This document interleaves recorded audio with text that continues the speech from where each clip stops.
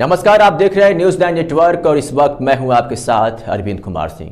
देश और दुनिया की तमाम छोटी और बड़ी अहम खबरों की शुरुआत करने से पहले इस स्पेशल रिपोर्ट को देखते हैं। और ये बदायूं से खबर है, जहां एडीजी जोन अविनाश चंद्र बरेली ने पीड़ित परिवार से मुलाकात किया है। बदायूं कांड का मुख्य आरोपी पर आईजी राजेश पांडे द्वारा 50,000 रुपए का इनाम घोषित कर दिया गया है। मुख्य आरोपी अभी फरार चल रहा है। 2 आरोपियों को पुलिस ने गिरफ्तार कर लिया है। वही अब इस पूरे मामले पर राजनीति शुरू हो गई है। सपा का प्रतिनिधिमंडल बदायूं सपा जिलाध्यक्ष प्रेमपाल सिंह एवं सैसवान सपा विधायक ओंकार सिंह यादव तथा पूर्व डीसीबी चेयरमैन ब्रजेश यादव एवं कांग्रेस के जिलाध्यक्ष ओंकार सिंह तथा महिला भाजपा मोर्चा के जिलाध्यक्ष सीमा राठौर ने पीड़ित परिवार से मुलाकात कर हर संभव मदद करने को आश्वस्त किया है। हम बारी बारी से सबकी बात सुनवाते हैं। परिवारजनों से मुलाकात हुई, उनके बेटियों से, बेटे से, दामाद से, और जो आवश्यक सूचनाएं थी इस केस से संबंधित उनसे बातचीत की गई, जो उपयोगी इस केस का सफल अनावरण में उपयोगी सिद्ध हो सकती हैं। ये केस हम लोग के लिए टॉप मोस्ट प्रायोरिटी का केस है बदायूं जनपद का, इसीलिए मैं बरेली से यहाँ पे आया हुआ हूँ। 4 टीमें इसमें बनाई गई हैं। सत्यनारायण जो वहाँ का बाबा था, उसकी गिरफ्तारी के लिए हर संभव प्रयास किए जा रहे हैं। कुछ डेफिनेट इन्फॉर्मेशन मिली है जिसके आधार पे हम लोग उसको शीघ्र गिरफ्तार करने में सफल होंगे। उससे पूछताछ के बाद भी जो मिसिंग कड़ी हैं अभी पूरे केस की, उसको हम लोग चूल से चूल बैठा करके तो आपके समक्ष पूरी बात रखें। इनाम घोषित किया गया सर? इनाम चंदूसी की जो 50,000 रुपए इनाम घोषित कर दिया गया है आईजी रेंज राजेश पांडे जी के द्वारा। सर इसमें लापरवाही चंदूसी वाली से एक बात आ रही कि बाबा साहब को चंदूसी भी लेके गया था।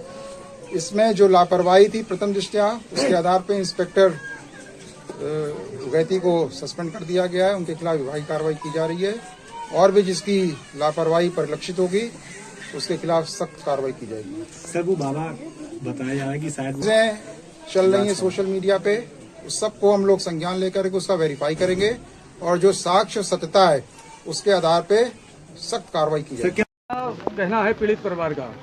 पीड़ित परिवार का ये कहना है, अभी हम लोगों ने बात की थी तो वो कह रहे हैं प्रशासन हमारी मदद कर रहा है, लेकिन हमारा कहना ये है कि जो घटना हुई है वो बड़ी दर्दनाक घटना है। इसको प्रशासन को और सख्त रहना चाहिए, शासन को भी सख्त रहना चाहिए, ताकि पुनः दूसरी घटना ना हो पाए। मेरा तो कहना ये है। तो बाबूजी जो एक निकल के आ रहा है कि पुलिसिया लापरवाही कहीं ना कहीं इस पूरे मामले में रही, तो क्या उससे पीड़ित परिवार संतुष्ट? पुलिस की नहीं, जिस जो लापरवाही रही उन पर कार्रवाई की जा रही है और नीचे स्तर पर जो लापरवाही हुई उसके लिए उच्चाधिकारी सब मौजूद हैं और दंड दे रहे हैं।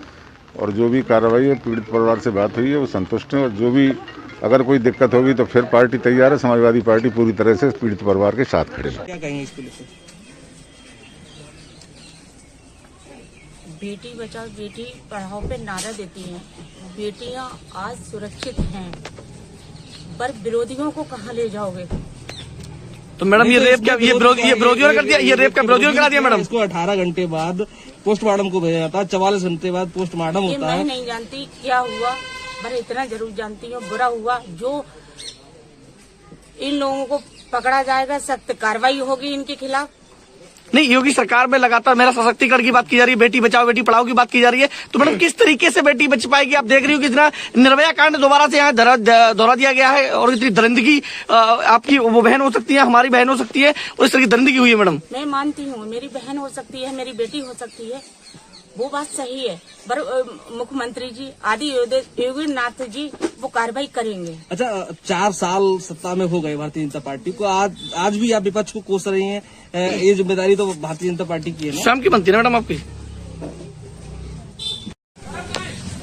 सर, उत्तर प्रदेश में भाजपा सरकार लगातार बेटी बचाओ बेटी पढ़ाओ का नारा दे रही है और इस तरीके की जो वारदात आज हुई है जिसको पूरा उत्तर प्रदेश हिल गया है, क्या कहेंगे सर? ये बहुत ही दुर्भाग्यपूर्ण घटना है और पूरी पार्टी की तरफ से हम सब लोग इसकी कड़ी निंदा करते हैं और एक अमानुषिक अपराध होता है जो बलात्कार है। आदरणीय योगी जी अपराध के प्रति 0 टॉलरेंस नीति अपना रहे हैं।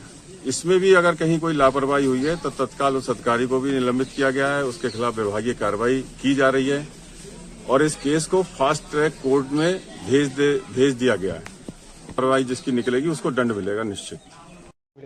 जी, पीड़ित परिवार कह रहा है कि हमारे जो पूरी तो घटना आप सबको लोगों को मालूम है जिस तरीके से घटना घटित हुई। हमारा कहना सिर्फ एक यही है कि घटना हुई और अब जो तत्परता से काम हो रहा है वो पहले भी हो सकता था।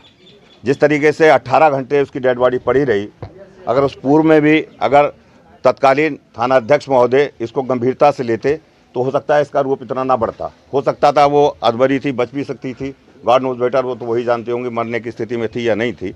लेकिन जो कुएं वाली घटना पर विश्वास किया गया तत्कालीन प्रभारी द्वारा और उसका उनको पुलिस अधीक्षक ने दंड भी दिया, अगर वो शायद हो सकता था, अगर पुलिस उस समय तत्परता से काम करती तो हो सकता था इस घटना में मौत ना होती, ये तो भगवान ही जानता है। लेकिन सबसे बड़ी बात यह है कि परिवार पीड़ित तो है ही, और पीड़ित सबसे बड़ी बात यह है कि वो ये अपने घर को चलाती थी और आज उसके 2 छोटे छोटे बच्चे हैं, परिवार चलाने की स्थिति में नहीं है।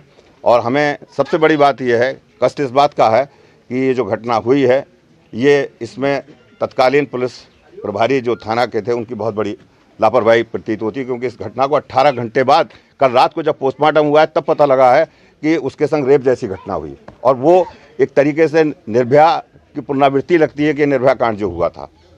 अब एसएसपी महोदय ने उनको सजा भी दी है, गिरफ्तारी भी हुई है और हम मांग करते हैं। और एक सबसे बड़ी बात है, यहाँ पे पुलिस अधीक्षक भी थे, हमने ये मांग करते हैं कि कम से कम जो बाबा घूम रहा है और वो बयान दे रहा है, अभी एक मुझे बाइट भेजी किसी ने, पत्रकार भाई ने भी, कि वो घूम के बयान दे रहा है, कम से कम उसकी गिरफ्तारी, परिवार भी यही मांग करता है कि उसकी गिरफ्तारी की मांग की जाए। हम भी यही मांग करते हैं कि जो मुख्य अभियुक्त बाबा उसकी गिरफ्तारी की होना चाहिए, क्योंकि यही न्याय हित में होगा। परिवार भी ये कहता है कि जिसने जुर्म किया है उसको सज़ा मिलनी चाहिए, उसकी गिरफ्तारी होना चाहिए, कितना ही प्रभावशाली बाबा क्यों ना हो, तो उसकी गिरफ्तारी की मांग हम लोग भी करते हैं। हमारी नेता प्रियंका गांधी ने भी ट्वीट करके हम लोगों को यहाँ पे भेजा है कि आप लोग जाके जानकारी करिए, हम उन्हें जानकारी भी देंगे, वो जैसा उचित समझेंगे वो निर्णय लेंगे।